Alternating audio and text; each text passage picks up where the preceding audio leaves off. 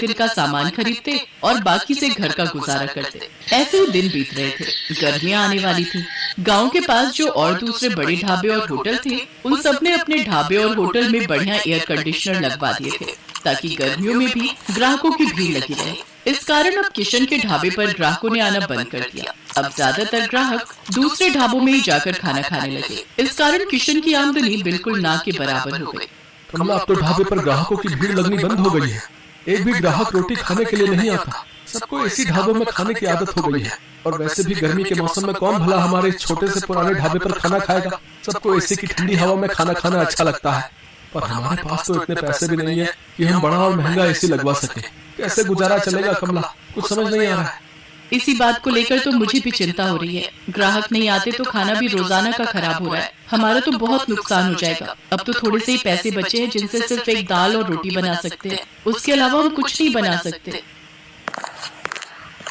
किशन भाई, गर्मी में यहाँ बैठकर खाना बहुत मुश्किल है। आज तो मैं गलती से बैठ गया, नहीं तो अब तो मैं एसी वाले ठंडे ढाबे में ही खाना खाऊंगा। वहाँ थोड़े पैसे ज्यादा होते हैं पर आराम से खाना तो खा लेते हैं। लो, कितने पैसे हो गए? 50 रुपए। ये लो, और इस ढाबे का कुछ करो और साथ में एसी ढाबा करो इसे, नहीं तो कोई खाना खाने नहीं आएगा। दिन पर दिन किशन और कमला परेशान रहने लगे। अब तो इक्का दुक्का ही ग्राहक उनके ढाबे पर आता। इस कारण किशन ने सिर्फ एक दाल और रोटी बनानी शुरू कर दी, क्योंकि बाकी चीजें अगर वो बनाए तो ग्राहक नहीं आए तो खराब हो जाएगी और फिर पैसे भी तो चाहिए। इसी कारण वो जैसे तैसे अपना ढाबा थोड़ा बहुत चला रहा था। कमला, आज बस 250 रुपए की कमाई हुई है। अब तो कोई रास्ता ही नजर नहीं आ रहा है। मुझे लगता है हमें अपना ढाबा बंद करना होगा। किशन के ढाबे के सामने एक बहुत बड़ा ढाबा था। वहाँ ग्राहकों की भीड़ लगी रहती थी, क्योंकि इस साल ही वहाँ के मालिक रघु ने बहुत ही बढ़िया मरम्मत करवाकर ढाबे में एसी लगवा दिया था। क्या बात है किशन, आज भी तेरे ढाबे पर कोई नहीं आया? एक काम कर, ढाबे पर ताला लगा दे। अब तेरा ढाबा नहीं चलने वाला। इतनी भारी गर्मी में एसी के बिना कोई खाना खाने नहीं आएगा। और तेरे पास इतने पैसे नहीं है कि तू मेरी तरह इतना महंगा एसी लगवा सके। और मैंने एक नहीं दो एसी लगवाए हैं, तब जाकर अच्छी कमाई हुई है। किशन और कमला ने सोच लिया था कि अब इस ढाबे को बंद कर देंगे। थोड़ा बहुत राशन रखा था, जिससे उन्होंने आज का ढाबे का खाना बना लिया था। कमला, ये दाल और रोटी जो बनाई है बस आज की बेच लेते हैं, कल से ताला लगा ही देंगे।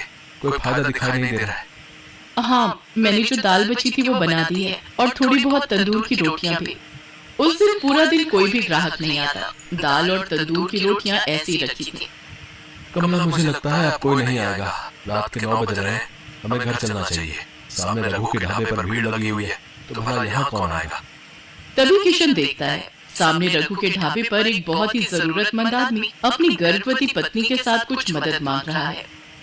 भैया, मेरी मदद करो। मेरी पत्नी की तबीयत बहुत खराब है। हम पर कुछ गुंडों ने हमला कर दिया। हमारी गाड़ी, मोबाइल, पर्स, कैश, जेवर सब लूट कर ले गए। हम शहर जा रहे थे, हमें नहीं पता कि इस रास्ते पर बदमाश हमें लूट लेंगे।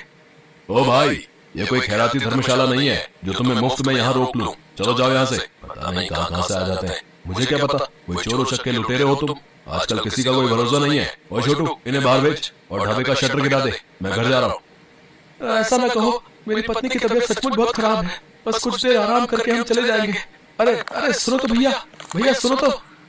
सुनो जी, अब खड़ा नहीं हुआ जा रहा। मुझे बहुत प्यास लगी है, थोड़ा सा कहीं से पानी ले लो। किशन और कमला उस व्यक्ति और उसकी पत्नी को देख रहे थे। किशन दौड़कर उनके पास जाता है। भैया जी, आप चिंता मत करो, आप मेरे साथ मेरे ढाबे पर चलो। आइए बहन जी, आप मेरे साथ आइए। किशन और कमला उस व्यक्ति को और उसकी पत्नी को अपने ढाबे पर ले जाते हैं। साहब, ये दाल और रोटी आप खा लो, यहाँ कोई चिंता वाली बात नहीं है। पता नहीं, हम तो पहली बार इस रास्ते से गुजर रहे थे। जंगल का रास्ता था और पता ही नहीं चला कि कब इन बदमाशों ने हमारी गाड़ी को रोक लिया। किसी तरह से उनसे रहम की भीख मांगकर मैं अपनी पत्नी को सुरक्षित बचा कर लाया। मुझे धन दौलत की कोई कमी नहीं है। बस मैं तो कुछ देर आराम करने के लिए वहाँ सामने के ढाबे से मदद मांग रहा था, पर उन्होंने तो मेरी बात पूरी सुने बिना ही मुझे मना कर दिया। मैं अगर आज कुछ देर वहाँ रुकता तो अगले दिन अपने नौकर के हाथ पैसे भिजवा देता। तुम बहुत भले हो, तुमने भी तो बिना जाने पहचाने आज हमारी मदद कर दी। अच्छा, तो तुम ये ढाबा चलाते हो? साहब, चलाता तो हूँ, पर आज मेरा इस ढाबे पर आखिरी दिन था। मैं इस ढाबे को बंद कर रहा था। शायद आपकी किस्मत में आज मेरे ढाबे की रोटी खाना लिखा था। किशन अपना सारा दुख उस व्यक्ति को बताता है।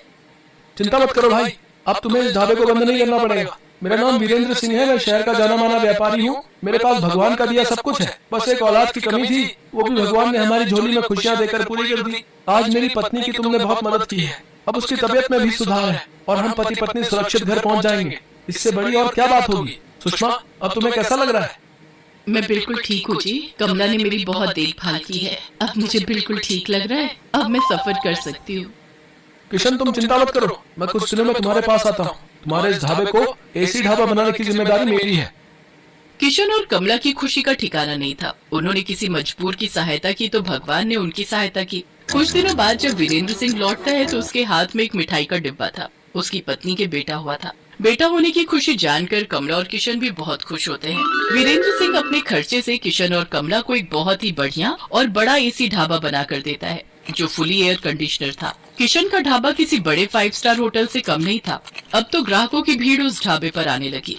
ढाबा देखने में बहुत सुंदर था। किशन ने गांव के और भी मजबूर लोगों को अपने ढाबे में नौकरी दी। किशन का ढाबा दिन के साथ साथ रात में भी खुला रहता था, ताकि हाईवे से आने जाने वाले लोगों को किसी भी बात की परेशानी न हो। गरीबों के लिए उस ढाबे पर मुफ्त खाना था। वीरेंद्र सिंह अपनी पत्नी के साथ अक्सर किशन के ढाबे पर आ जाता था। आज किशन के कारण ही वीरेंद्र सिंह का परिवार सकुशल था और वीरेंद्र सिंह ने भी किशन के लिए जो किया वो किसी बड़े उपकार से कम नहीं था। तभी तो कहते हैं कि भगवान अच्छों के साथ हमेशा अच्छा ही करते हैं, इसलिए हमें सदैव मजबूर लोगों की सहायता करनी चाहिए।